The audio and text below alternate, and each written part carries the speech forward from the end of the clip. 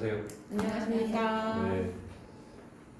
앞부분에는 우리 컨텐츠에 대한 이론적인 내용, 그 다음에 기초적인 그 교수법, 그 다음에 이제 뒷부분은 한 10분 정도 쉬었다가 실제 우리 워크북 가지고 하는 활동에 대한 이야기, 이렇게 나눠서 한번 할 것입니다. 그래야 여러분들도 이렇게 머릿속에 정리가 되지 않겠나 싶습니다. 그래서 저 앞에 보시면 제목이 머리와 재미, 창의성이라고 있는데 이 속에는 이 제목 속에 포함되어 있는 게 우리 컨텐츠의 그 성격이라고 보시면 돼요. 최근에 지금 물리과정 개편돼서 노래 중심으로 많이 바뀌었다고 하잖아요, 그죠?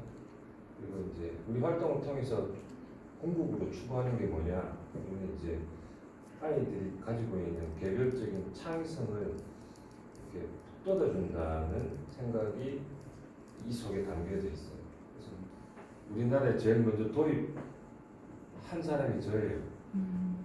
그래서 제대로 된 얘기를 같이 곁들여서 할 겁니다. 왜냐하면 코딩이라는 얘기가 본격적으로 나온 게 한 3년 됐어요. 3년 됐는데 제가 2013년에 이 얘기를 했거든요. 그래서 2015년에 정책에 반영이 됐어요.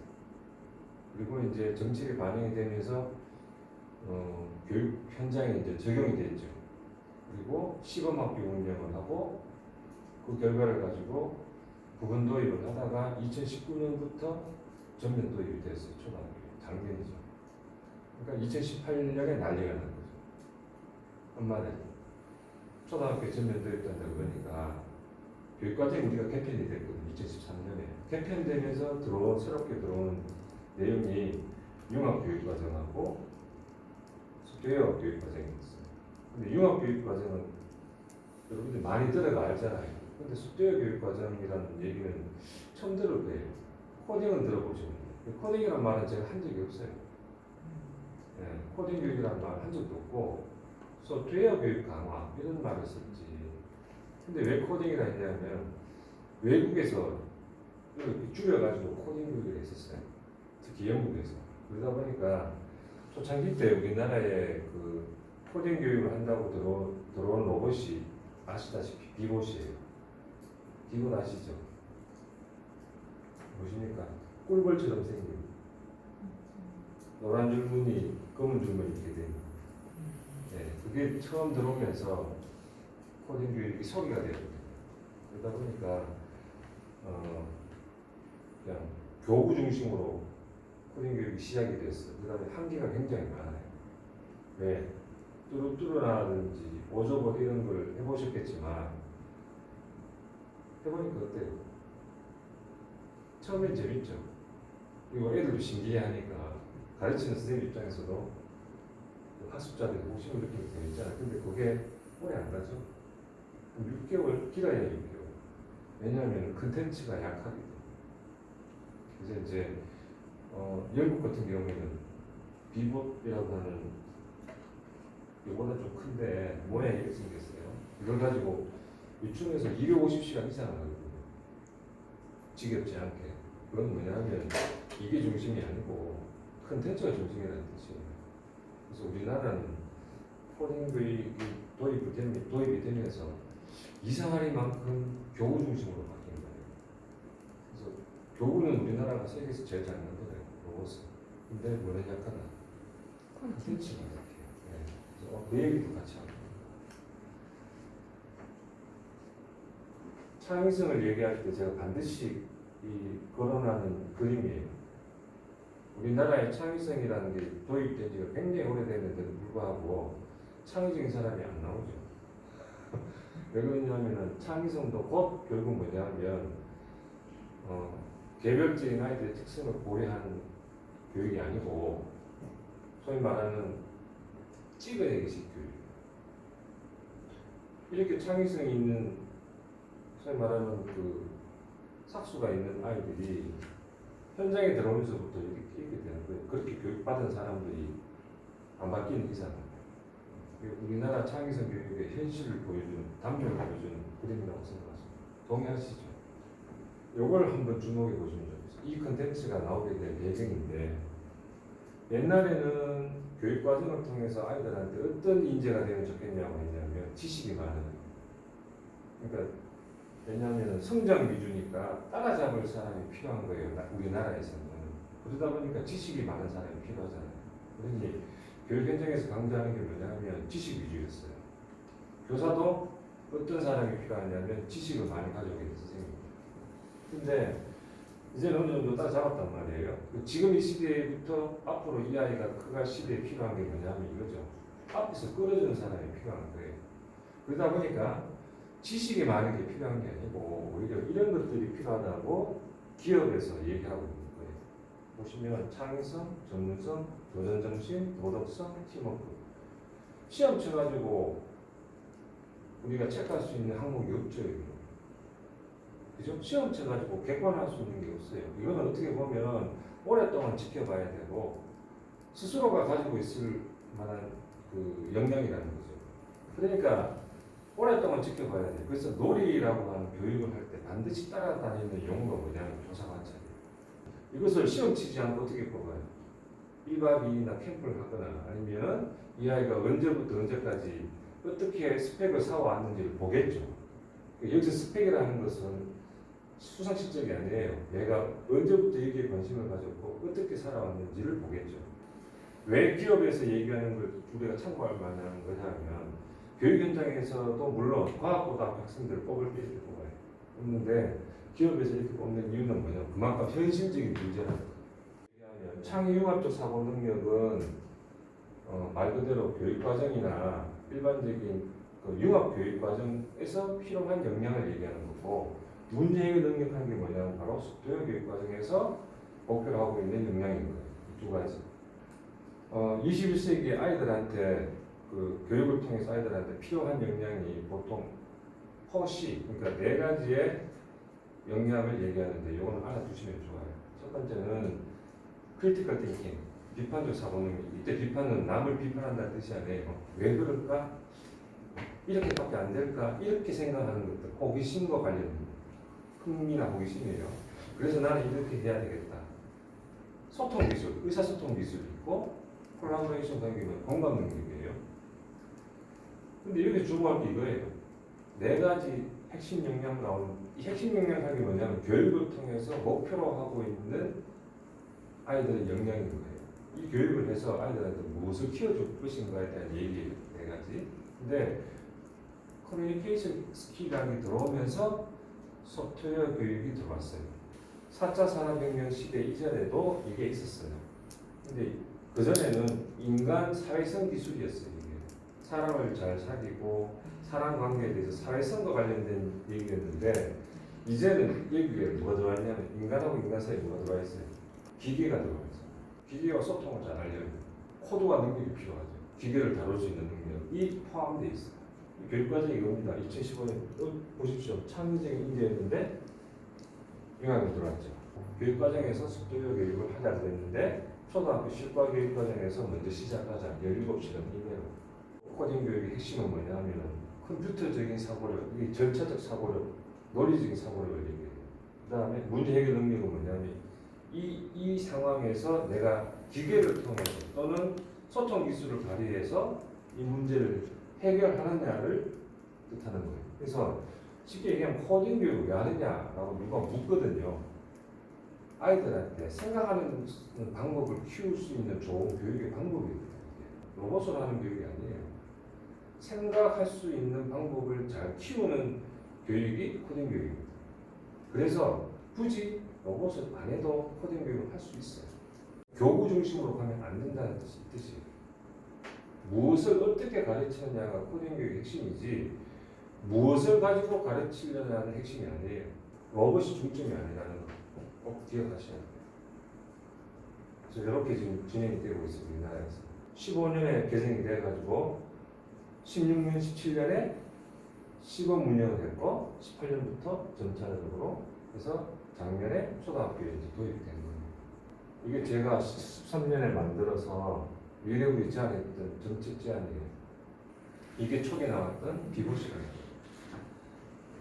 이 초창기 때는 밑에 매트가 없어가지고 이것만 들고 오니까 길 따라가는 기능만 있잖아요. 그러다 보니까 재미가 없었는데 유치원 원장님들이 하도 답답해가지고 만든 게 밑에 매트예요. 그게 그 보물지도입니다. 교사들이 응용한 거죠. 근데 지금도 그 이상 발전하지 않아요. 우리 컨텐츠에 있는 코딩, 소위 말하는 언플러그드 이 디바이스를 사용하지 않고 그 현장에서 아이들과 같이 하는 방법을 좀 말씀드리면 이거예요. 뒤에 다시 상세하게 말씀드리겠지만 동화책에 있는 내용을 가지고 하는데 백희나라고 하는 작가가 누구냐면 그룹방송 작가예요. 꿈에서 맛본 똥파리라고 하는 동화책의 내용이 이렇습니다. 간단하게 말씀드리면 개구리가 한 마리 등장해요. 연못에 가가지고 날아가는 똥파리를 탁 잡아가지고 입에 넣으려고 하는 순간 동생 올챙이들이 쭉 와가지고 형아 나도 배고파 나도 배고파 그래서 잡아가지고 다 동생들 먼저 먹였어요. 이 친구는 지쳐가지고 쓰러져가지고 연꽃 위에서 잠이 들었어요. 근데 꿈에 이만한 똥파리가 나타났어요. 그래서 맛을 보니까 5만 가지 맛이 다 나는 거야. 도넛 맛도 나고 사탕 맛도 나고 떡볶이 맛도 나고 막 기가 찬 거예요. 근데 눈을 뜨니까 꿈이었어요. 그 뒤에 동생들 보니까 너무 안타까운 거라. 그래서 이 친구가 야 내가 꿈에서 맛본 똥파리가 있는데 그걸 그거 잡으러 가자. 이게 줄거리예요. 우리는 3월 달에 했어요. 진급하는 아이들한테 동생들을 어떻게 대해야 되는지에 대한 얘기를 가지고 3월 달에 했었는데 코딩 교육을 할 때 문제 해결력 있죠. 컴퓨터적인 사고력과 문제 해결 능력을 키우기 위해서 코딩을 한다고 했잖아요. 그러면 여러분들 이때까지 문제 상황을 어떻게 해줬어요? 교사가 일부러 만들죠. 문제 상황을. 그죠? 교재에 딱 보면 산에 불이 났어요.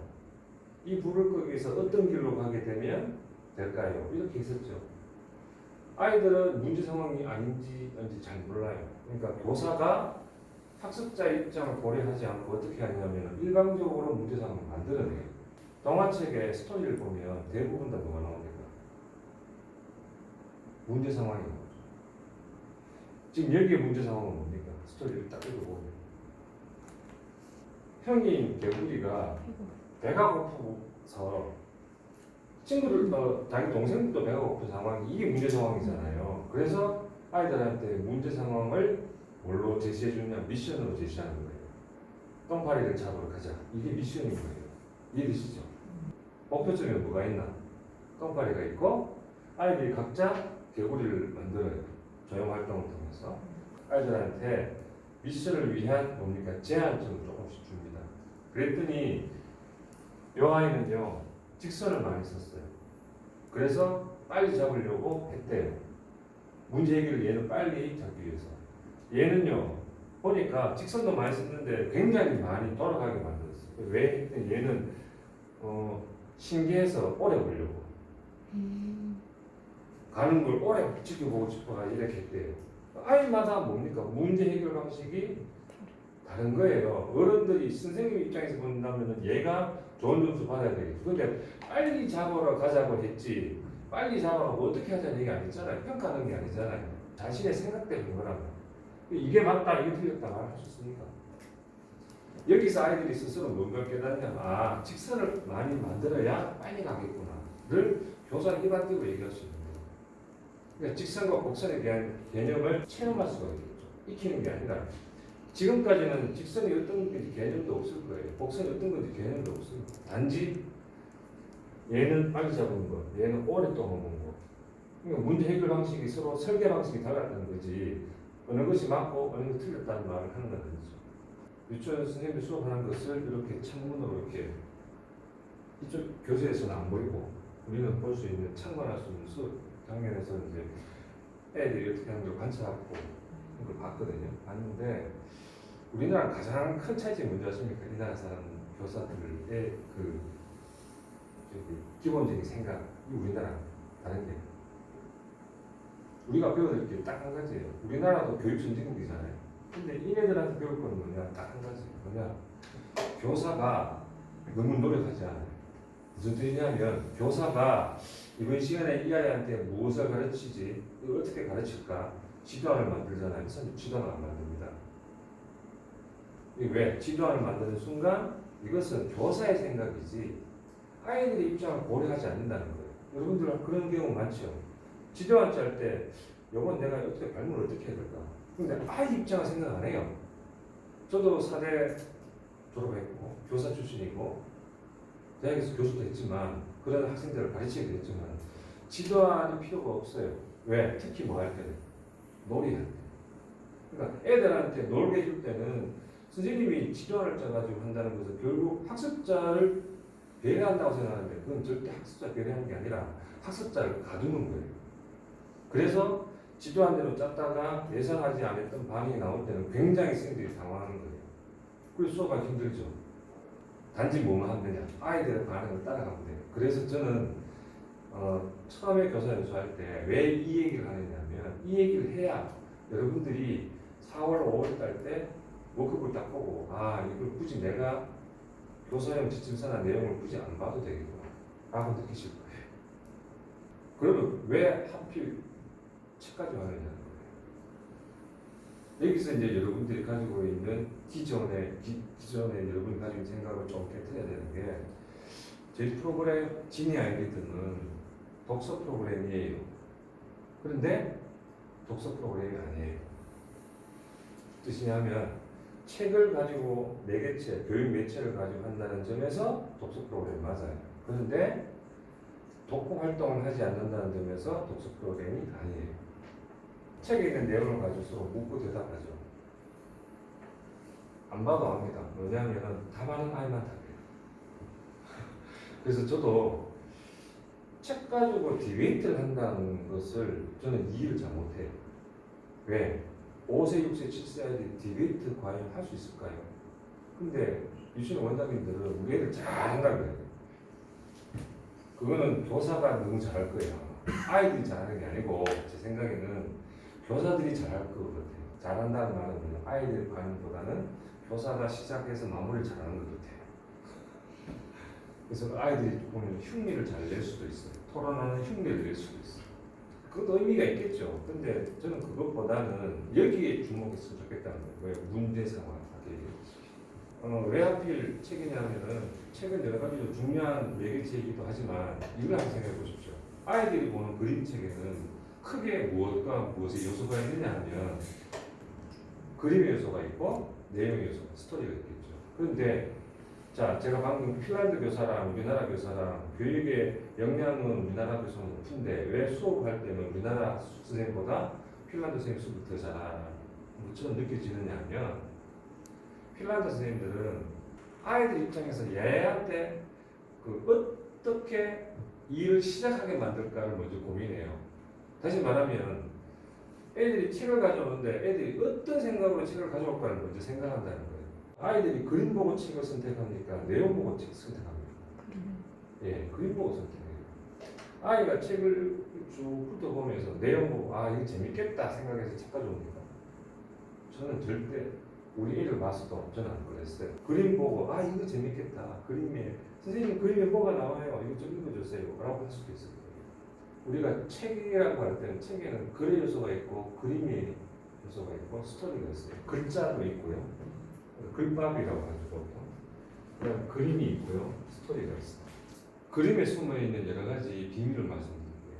이건 그림책에 나오는 그림이 아니고 일반적으로 우리가 생각하는 영화죠. 보시면 이 그림에는 시선이 두 개가 존재해요. 하나는 요 바알바구니를 정면에서 바라보고 있죠. 이렇게. 근데 이걸 보시면 시선이 위에 나와 있죠. 작가가 시선을 원래 그림에는 하나만 있어야 되잖아요. 두 개가 들어있어요. 이 세 장의 그림이 19세기 그림이에요. 후기 인상파. 요 이전에 그 서양의 그림이 뭐냐면 극사실주의. 사실주의로 있다가 인상주의, 후기 인상파, 그다음 피카소의 초현실주의로 나가는데 요 경계선에 나왔던 그림이 그 당시에는 인정을 못 받았어요. 왜? 그 당시에 비평가들이 주로 어떤 사람입니까? 정말 등밀하게 그림 잘 그린 사람들이었거든. 그러니까 인정 못 받았어요. 이런 논리적이지 못한 그림은 필요 없다. 근데 이 사이에 중요한 인류의 발명이 있었어요. 그게 뭘까요? 사진기의 발명이에요. 사진기가 발명되면서 화가의 임무가 세상의 사물을 그대로 재현하는 것이 화가의 임무가 아니라 그거는 누가 한다 하세요? 사진기가 하니까 그 다음에 화가 일부가 없어지는 거예요. 근데 이 사람들이 돌파구를 찾는 거예요. 뭐냐? 세상으로 받는 인상을 내가 화폭에 담는다는 거예요. 다시 말하면 뭐가 들어가 있다? 작가가 받은 인상이 어디에는 묻어 있다는 거예요. 근데 이것의 단점이자 장점은 뭐냐 하면 그걸 모르는 관객들은 보는 순간 이게 뭐야? 라고 생각해요. 그래서 당대에는 이게 좋게 호평을 못 받아요. 그러니까 그림에는 그런 코드화가 되어 있단 말이죠. 의도했던 의도하지 동화책이 있을 거예요. 없을 거예요. 그래서 외국의 동화책들은 대부분 다 글과 그림이 작가가 동일합니다. 그러니까 스토리를 만들 때 그림에도 코드 내용을 집어넣는다는 뜻이에요. 가장 대표적인 작가가 누구냐? 앤서니 브라운입니다. 앤서니 브라운은 동화책을 딱 보는 순간에 여기저기 이상한 그림들이 많아요. 딴 그림책에서 그렸던 것들을 가져오기도 하고요. 이상한 거 많아요. 비로봉도라고 하면 이 비로봉이라는 것이 사실은 앞에 나와야 되는데 이게 뒤로 가야 되잖아요. 이게 원경이랍니다. 만이천봉 봉우리가 뒤로 가야 되잖아요. 그렇죠? 그러니까 이게 뭐냐면 자 현실과 그림에서 뭐가 갭이 생기죠. 빈틈이 생기죠. 그러니까 우리가 몰랐는데 알고 보니까 왜 저렇게 그랬을까라는 생각이 드는 거죠. 그래서 왜 그렇게 그랬을까요? 내가 물었어요. 여러분들한테. 그럼 각자 다 달라요. 근데 다 다른데 왜 다른지를 들었더니 이 선생님이 굉장히 똑똑하게 반응을 했어요. 재밌겠죠? 왜 그럴까요? 답이 없으니까. 다양한 시선과 관점이 존재하는 데서 결국 뭐냐 하면 답이 없는 활동을 한다는 뜻이에요. 뭘로? 그림을 가지고.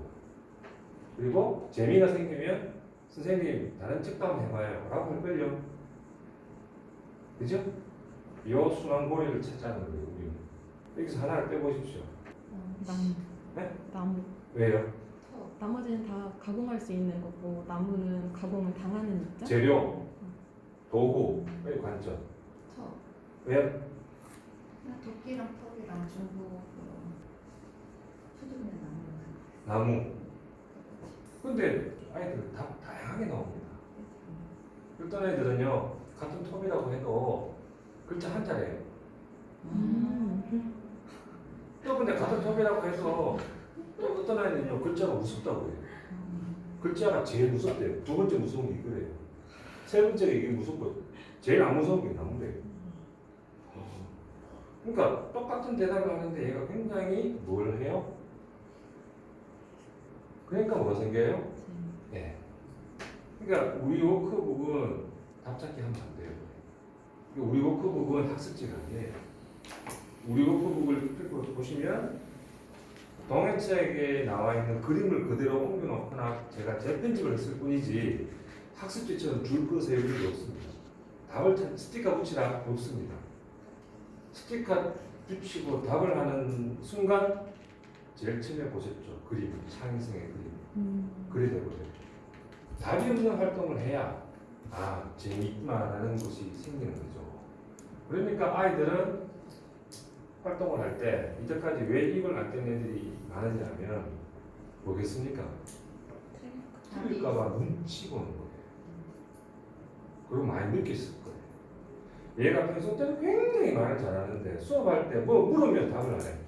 틀릴까? 이제 여러분들의 눈도 좀 달라질 거예요. 시선도 달라질 거예요. 다르게 보이죠? 처음에는 이렇게만 보다가 이렇게도 보이고 이렇게도 보이잖아요. 네. 그걸 해보시라는 거예요. 이 수업은. 근데 한 번도 안 해보셨죠? 이것은 마치 뭐가 하냐면 우리가 잘 알고 있는 수영 잘 하십니까? 수영은 잘 알지만 해보라 하면 못하죠. 그거랑 똑같아요. 내가 안 해봤잖아요. 그래서 제가 3개월간 시간을 드리는데 3개월 딱 해보시면 이거 굳이 내가 저한테서 이걸 지침을 하달받아가지고 수업을 내는 게 아니구나 라고 느끼실 거예요. 그래서 결국 뭐냐면 아까 얘기했다시피 요 얘기를 할 때 누구는 톱을 무섭다고 얘기하고 누구는 톱을 한 글자라고 얘기하고 누구는 망치를 얘기하는데 목과 올린다고 얘기하고 등등 얘기하는 것이 결국 뭡니까? 남과 다르게 봤잖아요. 남과 다르게 보는 게 결국 창의성이잖아요. 그러니까 남과 다르게 보니까 재미있었던 거예요. 기발했던 거고 특별했던 거예요. 그러니까 창의성 결국 재미있는 수업이 돼야 창의성입니다. 그래서 왜 놀이가 여기 들어온지 아시겠죠? 놀이는 재미있거든요. 그리고 이 재미가 오래 쌓여야 뭐가 됩니까? 이제 몰입이 돼요. 그래서 창의성은 재미로 시작을 하는데 창의성이 곧 재미는 아니에요. 왜냐하면 재미가 있으면서 애가 폭 빠져가 땀을 삐직 흘리면서 그만하라 하는데도 선생님이 다 하고 갈래요. 할 때 뭐 생기냐면 창의성이 생겨요. 그림에서 왜 우리가 창의성의 포인트를 얻는지 아시겠죠? 답 없는 얘기 할 수 있는 거구나. 아까 창의성 얘기했잖아요. 정답 찾기 안 해야 뭐가 생긴다. 창의성에 이제 칠 수 있는 거예요. 창의성을 얘기할 것 같으면 학습지 하면 안 되고 지식을 살 것 같으면 학습지 하면 돼요. 그런데 과연 5세, 6세, 7세, 초등 1학년, 2학년 요 5년 동안에 과연 지식을 얘한테 주입을 하고 가르친다고 해서 이 아이들의 지식이 2학년, 3학년 넘어가 초등학교, 중학교까지 그게 가겠어요? 다시 말하면 1 더하기 2가 3이 되고 1 더하기 9가 10이 되는 연산을 5세 때 했다고 해서 얘가 초등학교를 가도 그걸 못하겠습니다. 엄마 입장에서는 조급하죠. 그 누구 입장이에요? 엄마 입장이에요. 아이들은 안 그래요. 아이들은 지금 못해도 어느 시기가 되면 다 해요. 근데 그게 중요한 게 아니라는 거죠. 근데 이 시기에는 내가 3학년, 4학년, 5학년 됐어도 이런 복잡한 수학 문제가 나와도 내가 스스로 이건 내가 해봐야지 라는 생각이 들 수 있게 만드는 시기가 이 5년이에요. 그래서 이 5년 동안에 자기가 원해서 나는 엄마 나눗셈도 한번 해볼래 라고 하면은 제공해주면 돼요. 근데 엄마가 네 나눗셈도 해봐 곱셈도 해봐 하는 순간 아이는 하기 싫어지겠죠. 왜? 자기가 선택한 게 아니죠. 창의성의 이 시기가 결국 뭐냐면 텃밭이 잘 가꾸어져야 3학년, 4학년, 5학년 이제 답 찾기 할 시기가 됐을 때도 잘 큰다는 거예요. 그게 증명이 된 거죠. 그래서 이 얘기 들어보시죠. 스팀 교육. 스팀 교육에서 강조하는 바가 뭐냐 하면 바로 요거예요. 문제 상황을 제시하고 스스로 설계하고 내가 해결했다는 경험을 통해서 또 해봐야지. 재밌잖아요. 또 스스로 설계하고 성공했어요. 또 해봐야지. 요게 순환되게 만드는 게 스팀 교육의 뭐냐? 준 거라고 합니다. 주는 거. 스탠다드. 그러니까 융합 교육을 왜 하느냐? 이것 때문에요. 재미있게 만들려고. 뭐를? 어려운 과학과 어려운 수학의 원리를 재미있게 체험할 수 있도록 만들어주는 교육이 스팀 교육인 거예요. 융합 교육입니다. 그래서 융합이라는 말을 잘 이해할 필요가 있는데 바로 이거예요. 이게 뭐냐면 이건 겉절이, 이거는 김장, 포기김치, 그죠? 손맛이에요. 재료 맛이에요. 재료가 신선해야 돼. 그래야 맛있어요. 그래서 빨리 해가지고 빨리 버무려가지고 된장에 밥 비우면 진짜 맛있는 거예요. 김장김치는 비슷하게 하는데 뭐가 들어가요? 젓갈도 들어가고 좀 더. 그 다음에 뭐가 들어가냐면 손맛도 손맛이지만 시간이 들어가요. 그래서 여기에는 이거는 없던 게 생기는 게 없어요. 근데 이거는 없던 게 생겨요. 유산균한 게 생기죠. 그러다 보니까 이게 융합이라면 이게 통합이에요. 예전에 통합교육이 이거예요. 지식을 잘 전달하고 재미있게 전달하기 위해서 어떻게 했냐면 잘 섞어 놓은 거예요. 그래서 우리가 영어 철자 배울 때 철자의 그 문자를 인식할 수 있도록 이미지에다가 찾아보라고 하고 이런 게 있었죠. 숫자, 한글도 마찬가지. 그런 게 통합교육의 원리예요. 그러니까 잘 보면 이거는 효율성 있는 교육이고 창의성은 거리는 거예요. 근데 이거는 효율성은 떨어지지만 창의성이 있어야 돼. 왜? 그 대신에 시간을 좀 줘야 돼. 없던 게 생기잖아요. 그래서 옛날에 캠코더가 통합이라면 기능을 막 엮어놨잖아요. 사진 기능하고 동영상 기능하고. 근데 스마트폰은 앱을 까는 거에 따라서 다 달라지잖아요. 기능이. 이게 통합 활동이에요. 그래서 자, 그림에서 숫자를 찾아 연결해보는 거예요. 숫자, 연결, 그림. 근데 요거는 연결해보는 게 최종 목표고 요거는 그림 그리는 게 최종 목표인데 결과물이 완전히 달라지는 거예요. 뭐냐? 자, 10이 되도록 9가 누구를 만나야 돼? 1. 8은 2. 직선이죠. 근데 이렇게 뭐 생겨요? 요 X좌표, Y좌표를 만든 것들을 4장 모으면 중간에 뭘 만들 수 있어요?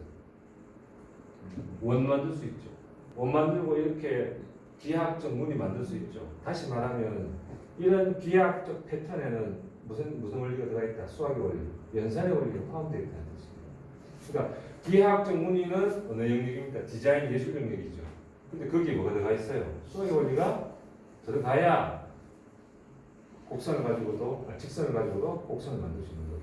그러니까 이게 뭐냐? 바로 스트링 아트라고 하는 융합의 활동이에요. 재밌죠? 여기 들어가 있어 3월달. 3월달 여기 들어가 있어. 직선으로 곡선을 만드세요. 아주 그게 당황하죠.